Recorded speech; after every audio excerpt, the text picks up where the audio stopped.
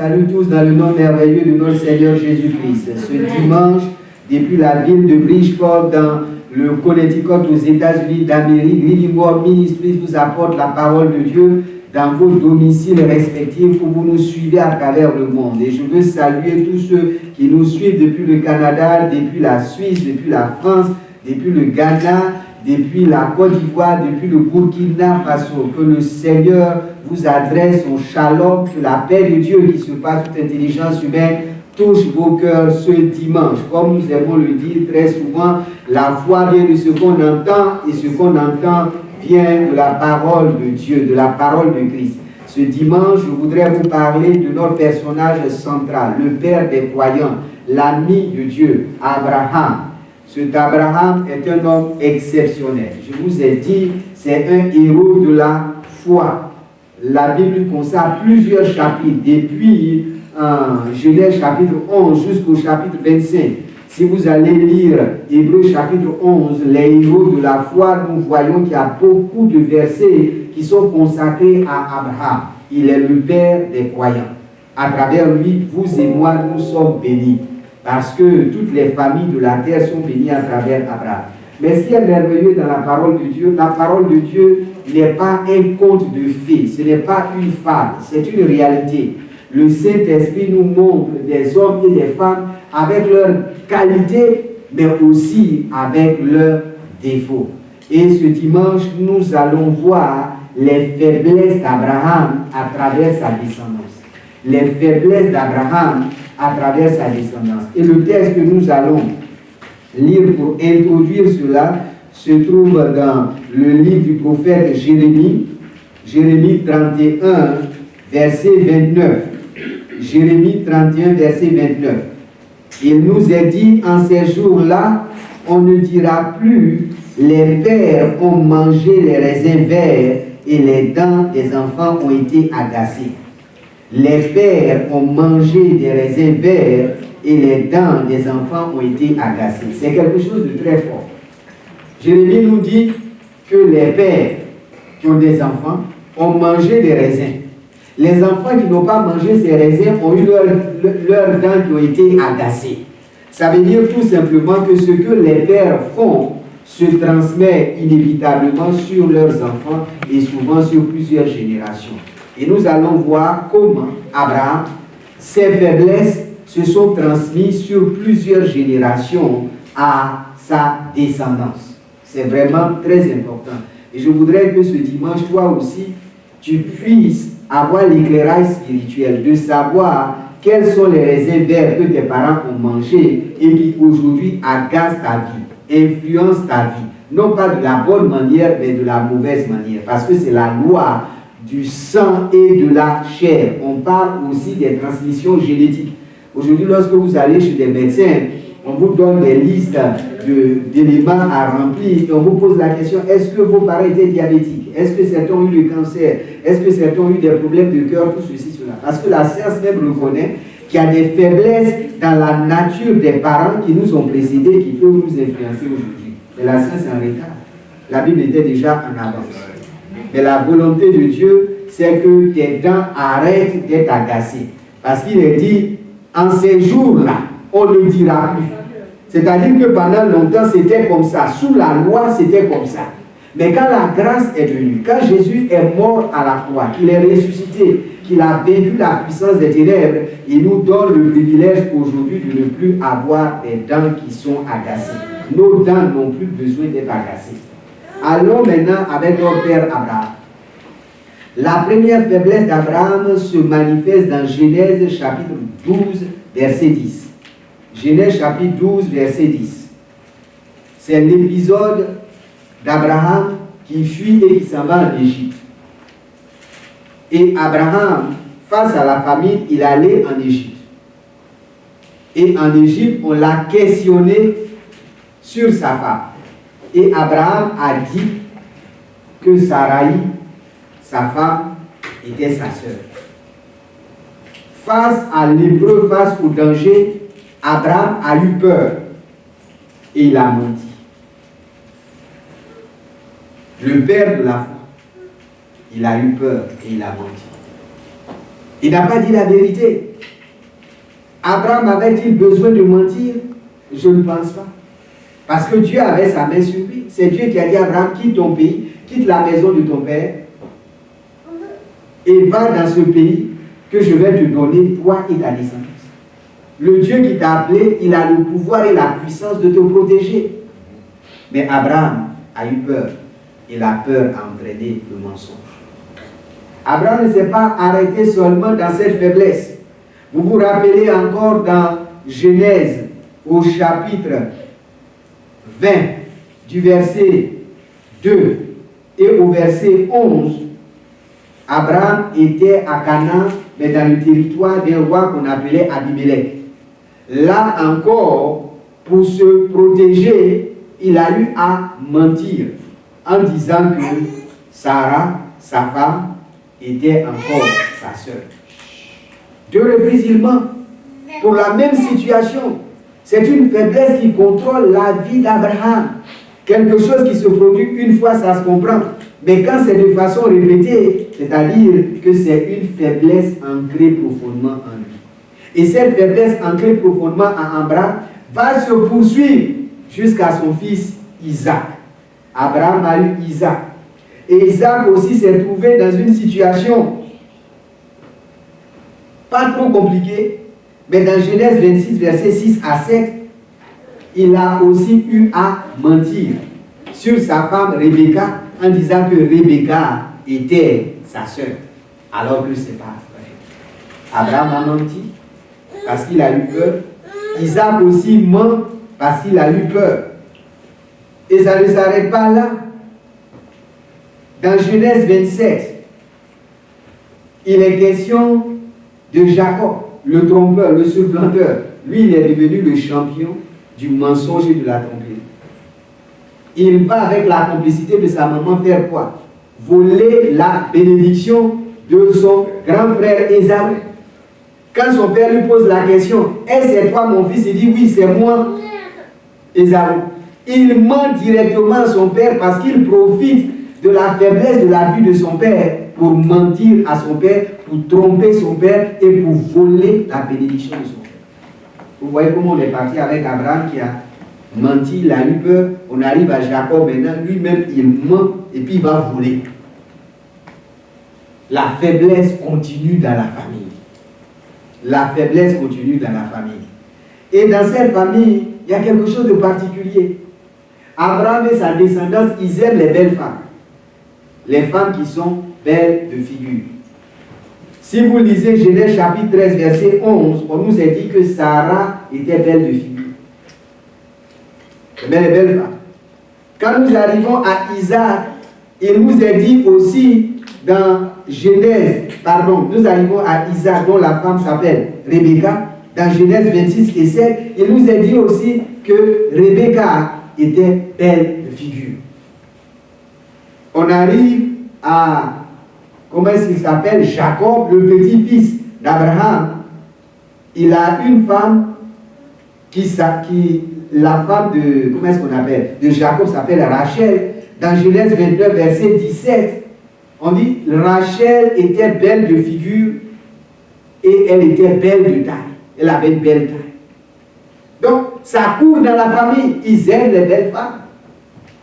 Et ça continue sur plusieurs générations. Parce que David lui-même, lorsque nous avons lu pendant l'école du ministère, son péché avec Bathsheba, dans 2 Samuel chapitre 11, verset 2, il nous a dit, elle était belle de figure. Et c'est comme ça qu'il est parti. On arrive à Salomon, alors là, c'est pire. Il aime tellement les belles femmes qu'il a, je crois, 700 d'un côté et 300 de l'autre côté. Pourquoi il multiplie les conquêtes? Parce qu'il cherche toujours une beauté extraordinaire. Mais ils ont hérité cela de leur père.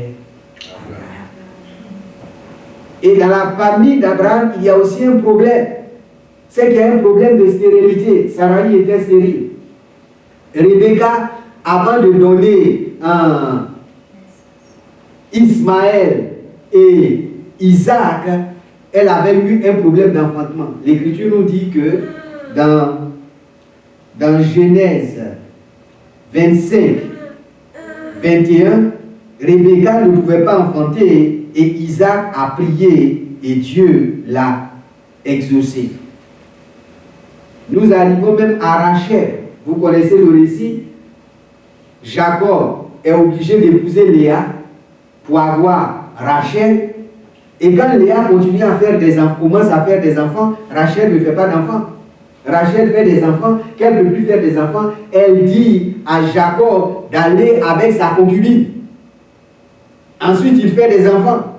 Donc, Rachel est obligée de dire à Jacob d'aller avec elle aussi sa concubine, qui font des enfants. C'est quand même bizarre toute cette affaire. Jacob était un polygame. On n'aborde pas trop cette question dans la parole de Dieu. Jacob était un polygame. Je n'enseigne pas et je n'encourage pas les hommes pour aller faire la polygamie. Parce que nos pays, nos constitutions de la République ne sont pas pour la polygamie. Jacob était un polygame. Il avait 2 femmes titulaires, Léa et Rachel, et puis il avait 2 concubines, 4. Mais Rachel ne pouvait pas faire d'enfants. Et ça a continué jusqu'à ce que Dieu fasse grâce à Rachel. Et Rachel a son premier fils qu'on appelle Joseph. Elle aura un dernier fils qu'on appelle Benjamin. C'est au moment où elle accouchait Benjamin qu'elle a trouvé la mort pendant la couche. Mais ces femmes-là qui ont épousé les patriarches, la descendance d'Abraham, elles n'étaient pas des anges. Quand vous prenez quelqu'un comme Saraï, c'est une femme qui aimait comploter. Comment est-ce que Abraham s'est retrouvé avec Agar? Avec le complot, la complicité, la manigance de Saraï. Et quand le problème maintenant naît, on jette tout sur Abraham. Et c'est même Saraï qui est considérée comme une femme de foi quand les anges sont venus annoncer la naissance d'Isaac, l'année qui allait suivre, elle a dit dans la plante. Elle a été incrédule, elle a dit. Et cette même Saraï n'a pas manqué de maltraiter Agar jusqu'à l'expulser avec son enfant de la maison familiale. Elle a mis la pression sur Abraham en lui disant: il faut que cet esclave et son enfant partent, parce qu'il ne faut pas que l'enfant de l'esclave hérite avec mon fils Isaac. Ce n'était pas la famille parfaite. Et la Bible n'a pas caché ces choses, parce que les Écritures ont été rédigées pour nous amener à voir ce que c'est que la nature humaine.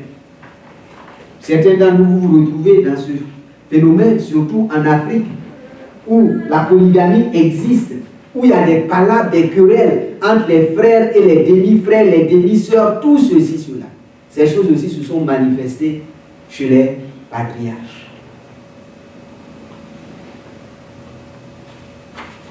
Mais dans cette même famille, il y avait encore d'autres problèmes sérieux. Vous savez que Jacob a eu plusieurs enfants.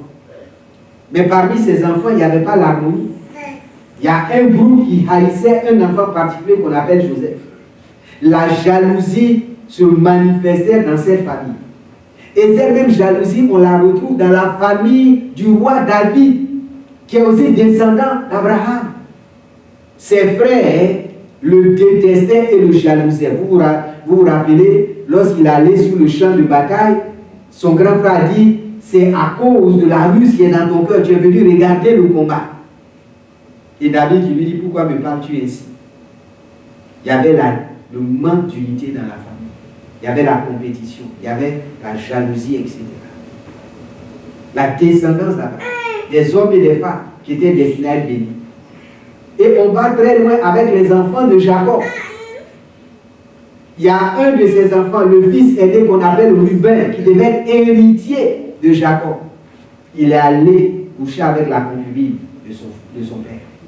C'est pour cette raison que Dieu l'a enlevé de l'héritage. On continue encore dans cette même famille, Siméon et Lévi. Parce que leur sœur a été violée, leur sœur Dina a été violée, ils sont allés dans un village et ils ont commis un massacre énorme. Ce n'était pas aussi réluisant. Dans cette même famille, de la descendance d'Abraham, il y a un qu'on appelait Judas. Lui, il aimait les prostituées. Vous allez me dire, mais comment tu sais qu'il aime les prostituées? Quand il a vu sa belle-fille au bord du chemin, qui s'était habillée comme une prostituée. Si tu n'es pas un consommateur de prostituées, comment si tu vois quelqu'un qui se déguise comme une prostituée, tu vas aller l'aborder? Chacun d'entre vous, vous voyez, lorsque vous conduisez des prostituées un peu partout, vous ne vous arrêtez pas. C'est-à-dire qu'il pratiquait cela. Et lorsque ça s'est présenté, et sa belle-fille qui savait sa faiblesse, allait se déguiser comme une prostituée. Dans la famille d'Abraham, la descendance d'Abraham, l'un d'entre eux a commis l'inceste. Judas, l'ancêtre du roi David, l'ancêtre de notre Seigneur Jésus, est allé avec sa belle-fille pour avoir des enfants. Ça, c'est la famille du patriarche Abraham. Ce n'était pas la perfection. Mais pourquoi Dieu a choisi une famille, une descendance avec tant de problèmes? C'est la grâce de Dieu. Dieu a choisi Abraham par grâce. Comme Dieu t'a choisi de naître dans cette famille par grâce. Souvent, les gens qui disent, waouh, pourquoi je suis né dans cette famille? Il y a trop de problèmes. Mes grands frères sont difficiles, mes petits frères sont difficiles, ceci, cela. Mais Dieu sait ce qu'il fait. Il n'y a pas de famille parfaite sur cette terre. La famille du père de la foi, d'Abraham le croyant. Il y a toutes sortes de choses inimaginables. Quand vous arrivez au roi David, mais ses fils ne s'entendent pas.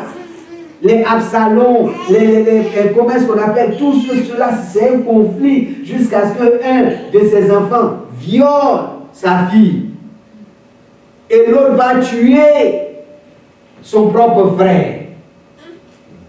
Et le meurtrier du frère va essayer de renverser David. Et il va faire pire encore. Il prend les concubines de David et puis il va sur le toit, il dresse une tente et il va avec toutes les concubines de son père. Comment Dieu peut choisir telle famille pour faire venir le sauveur du monde? Mais Dieu montre par l'expérience de cette descendance d'Abraham que ce sont des hommes et des femmes comme nous, comme nos familles, qui ont des défauts, qui ont des faiblesses, qui ont des liens, qui ont des blocages, qui ont des forteresses, mais qui ont besoin d'être renversés et d'être brisés. Parce que Christ est venu nous racheter de la malédiction de la vie. Les pères ont mangé des raisins verts et les dents des fils ont été agacées. Mais lorsque Christ arrive à la croix, tout change.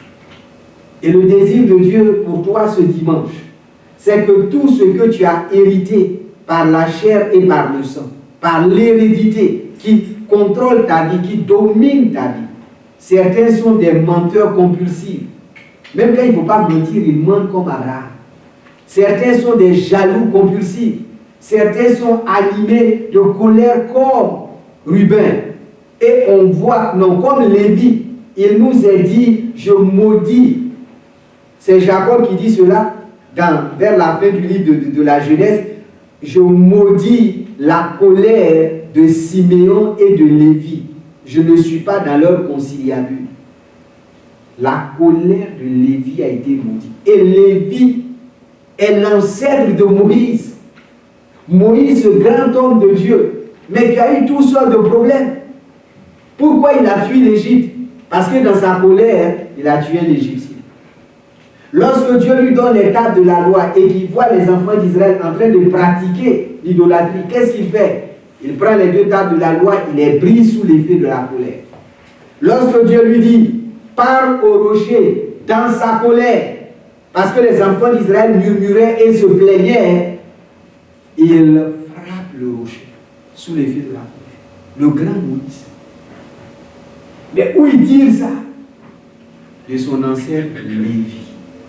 La colère de Lévi a traversé les âges pour arriver à Moïse. Que Dieu nous aide ce dimanche, par le Saint-Esprit, à identifier des faiblesses qui se manifestent de génération en génération.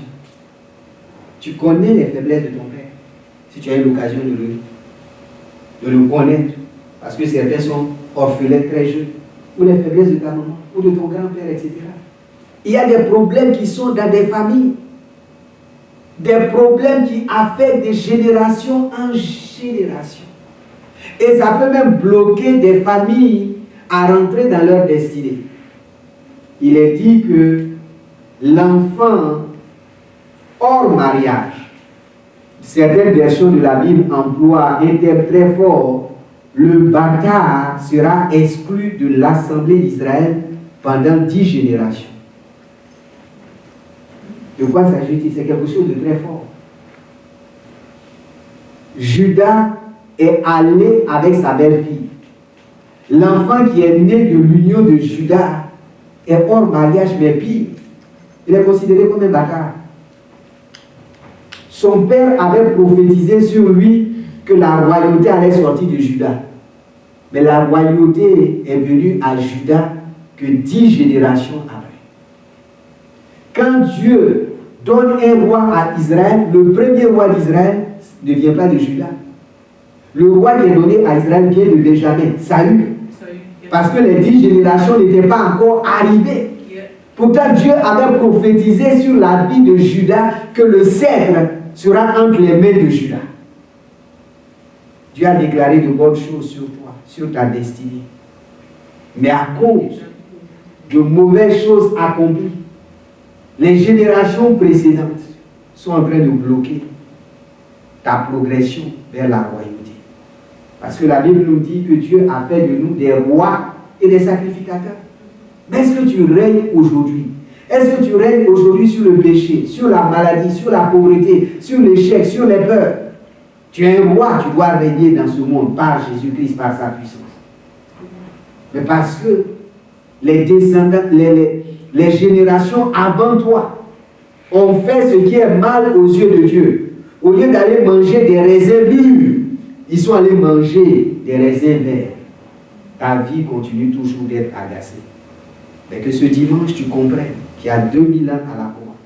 Dans Galates chapitre 3, versets 13 à 14. La Bible nous dit, Christ nous a rachetés de la malédiction de la loi. Ainsi qu'il est écrit, maudit soit quiconque est pendu au bois, afin que la bénédiction d'Abraham ait sur ta vie son accomplissement. Le désir de Dieu, c'est que tu sois béni. C'est que tu sois béni dans ton corps, dans ton âme, dans ton esprit, dans ta famille, dans ton travail, dans ton business et dans ta destinée. C'est ce que Dieu veut. Lorsque Dieu a choisi Abraham et qu'il a béni, c'est pour que Abraham soit une source de bénédiction pour toute la terre. Mais les faiblesses d'Abraham ont enveloppé aussi cette bénédiction et se sont transportées de génération en génération. Toutes ces personnes que je vous ai citées, mentionnées, ils ne connaissaient pas la croix. Jésus n'était pas encore mort. Jésus n'était pas encore ressuscité. Il n'était pas encore glorifié. Donc la loi avait une domination sur leur vie. Mais toi et moi ne vivons plus sous la loi, on vit sous la grâce. Quand Jésus à la croix a dit tout est accompli, il a été fait péché pour que tu ne sois plus pécheur. Il a été fait maladie afin que tu ne sois plus malade. Il a été fait pauvreté. Paul nous dit, Jésus de riche qu'il était, il s'est fait pauvre afin que de par sa pauvreté tu sois enrichi. Il a été rejeté à la croix pour que toi tu ne sois plus rejeté, pour que tu sois accepté dans l'amour de Dieu. Sur la croix, on lui a enlevé tous ses vêtements.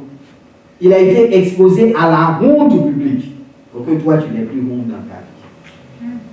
Il a eu peur à Gethsémani pour que toi tu n'aies plus peur maintenant, que tu sois délivré de la peur et que tu marches dans l'amour de Dieu.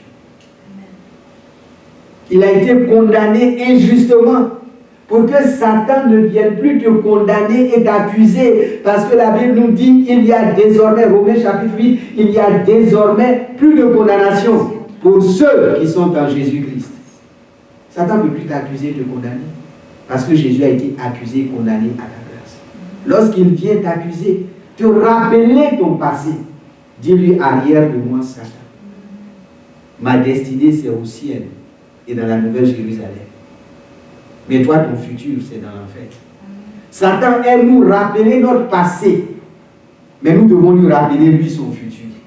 Parce que notre passé a été lavé, notre passé a été purifié, notre passé a été payé. Jésus a payé la dette qui était contre nous, afin que toi et moi, nous ne laissons plus l'accusation et la condamnation nous dominer. Ce dimanche, en Christ, tu es délivré de l'aigreur des raisins de ta famille. Qu'est-ce que ta famille a fait dans le passé? Pour des Africains et des Haïtiens, beaucoup de nos ancêtres étaient des adorateurs de faux dieux. Ils adoraient des idoles, des petits venus d'Afrique, etc. Et parce qu'ils ont fait ces vilaines choses, la malédiction de Dieu est sur eux.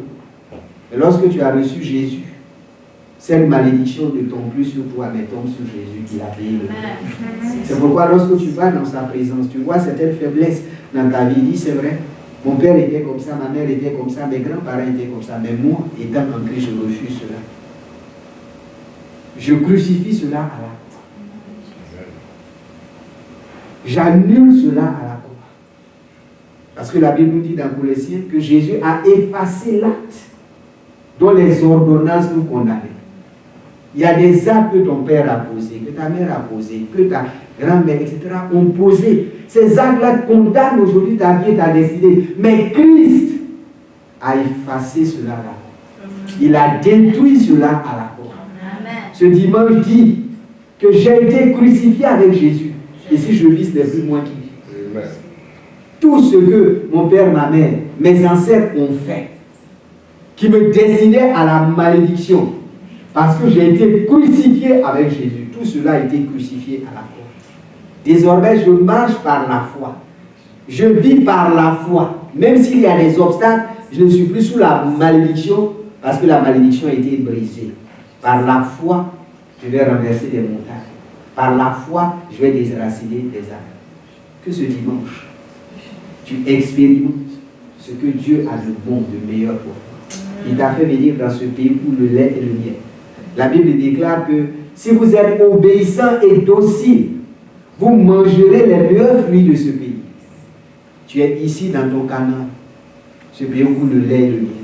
Que tout ce qui aujourd'hui t'empêche, parce que tes parents ont mangé de ces raisins verts, que cela soit annulé, cancellé à la croix de Jésus. Pour que tu entres dans ta destinée divine. Tu es destiné à être la tête et non la queue. Tu es destiné d'être en haut et non en bas. Aujourd'hui, tu ne vois pas encore la lumière, mais la lumière vient. Parce que l'Éternel te fait marcher dans la vallée de la victoire, de la délivrance. Jésus a payé ce prix pour toi. Amen. Mais tu ne peux rentrer dans toutes ces bénédictions que si ce dimanche, tu acceptes Jésus dans ta vie comme ton sauveur personnel. C'est pourquoi je veux que tu dises après moi, toi qui me regardes et qui m'entends, Seigneur Jésus, ce dimanche, je viens à toi. Je t'accepte comme mon sauveur, comme mon Seigneur. Que ton sang, versé à la croix, me lave, me purifie et me rachète de tous mes péchés. Merci pour la vie éternelle dans ma vie. Merci pour mon nom qui est écrit dans le livre de vie. Désormais, je suis enfant de Dieu. Je suis né de Dieu. J'appartiens à Jésus et ma destinée est devant mon Dieu. Au nom de Jésus, la foi vient de ce qu'on entend et ce qu'on entend vient de la parole de Christ. Amen. Bon dimanche, allez dans la paix du Seigneur.